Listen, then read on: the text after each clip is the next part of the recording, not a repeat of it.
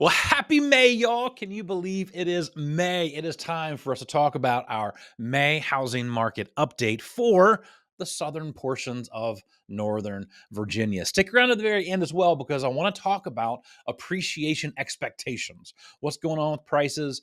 Do we anticipate appreciation actually happening the rest of this year?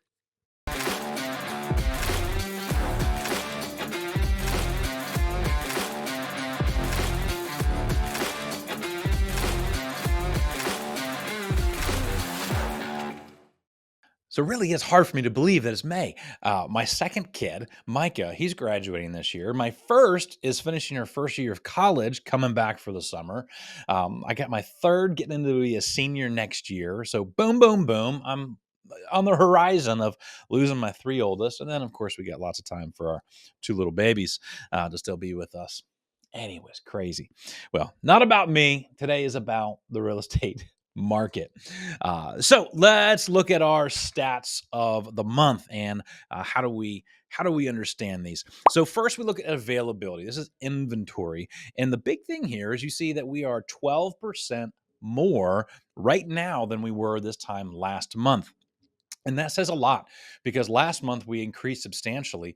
So this is good, right? Like, yes, finally, supply is getting high and supply is going to be higher. Well, but then we look at the next stat, and the next stat is under contracts. And we see that, well, 16% more went under contract this last month than the previous month. So kind of follow the math, y'all. 12% more inventory, but 16% more under contract. So the reality is if we have 1,824 homes on the market right now, and 1,616 went under contract in the last 30 days, y'all, inventory is still an issue. Inventory is still an issue. One, homes are being bought, homes are being snatched up. I've heard some people talk about, oh, the market's like cooling down. Well, not really. Okay. I mean, homes are still going under contract. Now we also saw solds. Look at this. Solds went from 827 to 1110 closed. It means 34% more closed this last month than the previous month. And that's surprising because that means those closed in April, and that means those went under contract at the end of February and beginning of March. So I think what this tells us is the spring market is earlier than people expect, meaning we're kind of done with the spring market. And if you really wanted to hit the prime time of the spring market, it's kind of that end of February, early March. And if you know me and you've ever asked me when the best time to sell is, I always tell you February 20th. So I think we're just seeing that statistic here as well. But lots of inventory has been closing. Months of inventory, we are back to low. We're at 1.64 months of inventory, y'all. We were at 1.95 last month. Last month, if you watched my April video, I was like, yes, we need more inventory. This is going to be good for us. And we're back to 1.64. So we need more inventory in the market. Days on market. We have average days on market, you'll see right here. And then we also have median. The reason I show you both of these is because there's this big difference between the two, and we're kind of seeing it track. So currently we're at 40 days is average days on market, and 15 or 13 days is the median days. So what does this mean?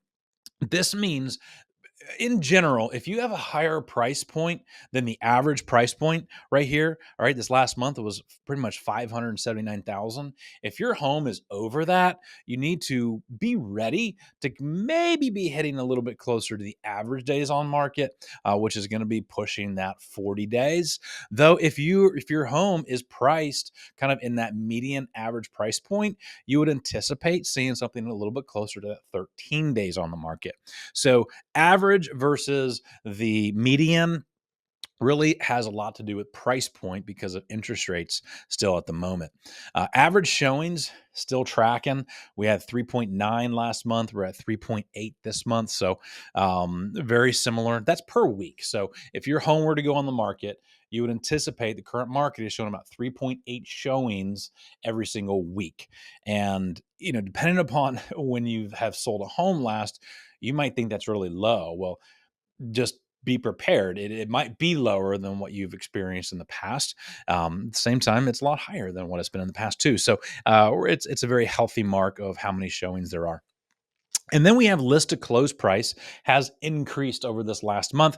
Everything that closed, we're at 100.5% list to close price. So just again, what that means is the best way to price a house is you got to anchor pricing, right? Anchor pricing is pricing it competitively because you're going to statistically, as long as the home is in good condition and it shows well and is marketed well, you're going to sell for at least a little bit more than what you listed at. So this is not the market for pricing it high and just saying, hey, I'll just kind of assume people will come in and give me a lowball offer and I'll take it. Not this market. Don't want to do that. You want to price it competitively. Price anchoring strategy is the one that is working right now.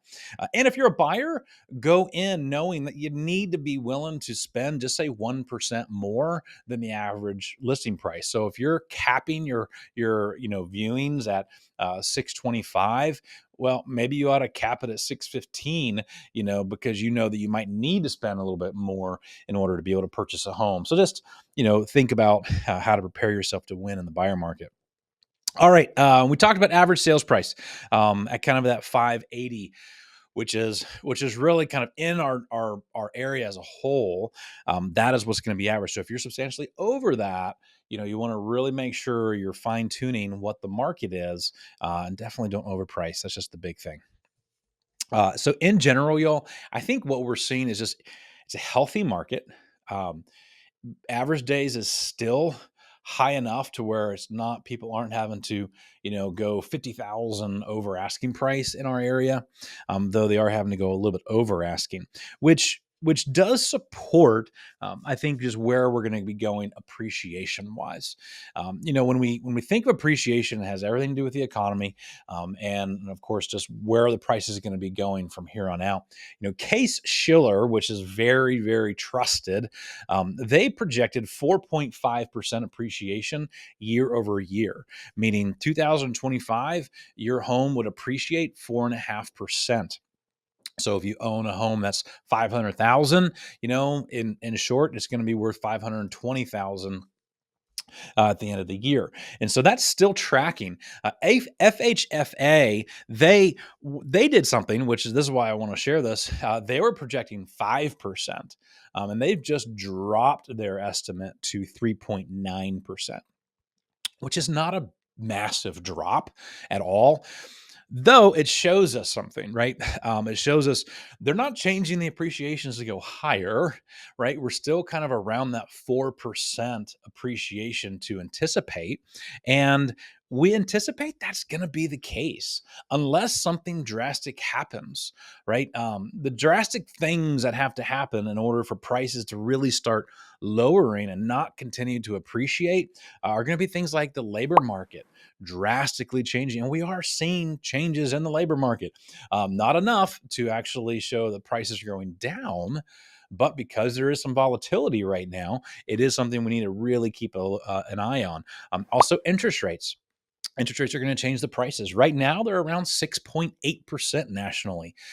Back in February, they were at 11.11, I believe. So we're better on interest rates right now, which is keeping the market afloat, which is allowing prices to continue to appreciate. Though, if you start seeing that drastically change, of course, prices could change as well. Inventory. If inventory increases substantially, then that could lower prices. But guys, we don't see that being an issue.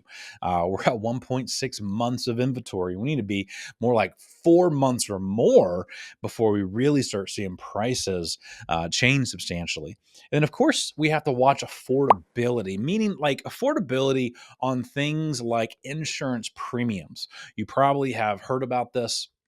A lot of insurance companies are jacking their prices up, making a lot more rules about roofs and what they will insure, what they won't insure.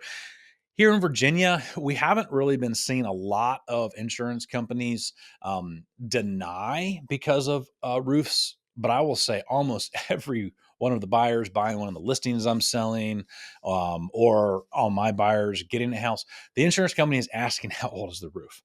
So it is definitely becoming more of a conversation point, even though we're not seeing people get denied yet.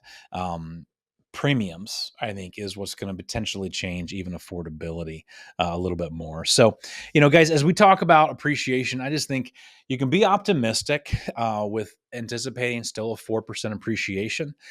Though those are areas that I just talked about are the areas we want to just kind of monitor to be able to see right now we're looking good. All right. No reason to be overly fearful. Though, of course, we got to be smart in the way we're doing this. So let me know if you guys have any questions. You ever want to grab coffee, just chat about the market, or just catch up on life. Would love to. God bless.